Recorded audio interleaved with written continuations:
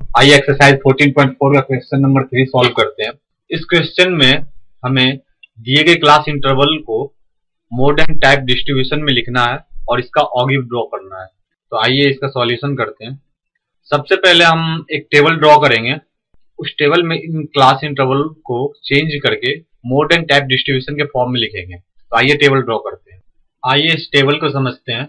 इस टेबल में हमने हर एक क्लास इंटरवल की लोअर लिमिट लेके उसे मोड एंड टाइप डिस्ट्रीब्यूशन में चेंज कर दिया है। फर्स्ट इंटरवल की लोअर लिमिट 50 है, तो यहाँ फर्स्ट इंटरवल होगा मोर देन इक्वल टू 50। और सेकेंड कॉलम में हमने क्यूमुलेटिव फ्रीक्वेंसी लिखी है, यानी संचयी बारंबारता। हम इस टेबल में देख सकते हैं फर्स्ट इंटरवल की जो क्यूमुलेटिव फ्रीक्वेंसी यानी संचयी बारंबारता 100 है, वो इन सबों का ऐड है।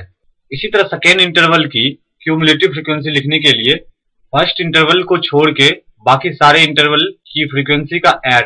इसी तरह थर्ड के लिए फर्स्ट और सेकेंड को छोड़ के बाकी सारे इंटरवल का ऐड। और फोर्थ इंटरवल के लिए स्टार्टिंग के 3 इंटरवल को छोड़ के बाकी सारे इंटरवल का सम होगा। इसी तरह हम बाकी के भी फ्रीक्वेंसी प्राप्त कर सकते हैं। अब हमें जो जो पॉइंट ग्राफ पे ड्रॉ करना है उस पॉइंट को नोट कर लेते हैं। पॉइंट है 50, 100, 55, 98, 60, 90, 65, 78, 70, 54 और 75 और 60। आइए पहले एक ग्राफ पेपर ड्रॉ करते हैं। सबसे पहले हमने एक ग्राफ पेपर ड्रॉ किया और उस पर कुछ वैल्यू पॉइंट कर दी।